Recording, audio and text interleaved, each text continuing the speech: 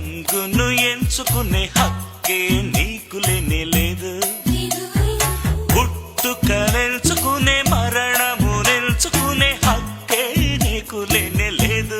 లేదు పరిశోధించి చూస్తే నీ జీవితం ఒకటే నీ చేతుల్లో ఉంది లేరా సాధించేరా. కిక్కు ఎక్కలే సిగ్గుపోయలే ఉన్నట్టుండి జ్ఞానం పెరగలే ఉన్న నిజం చెప్పతోచలే.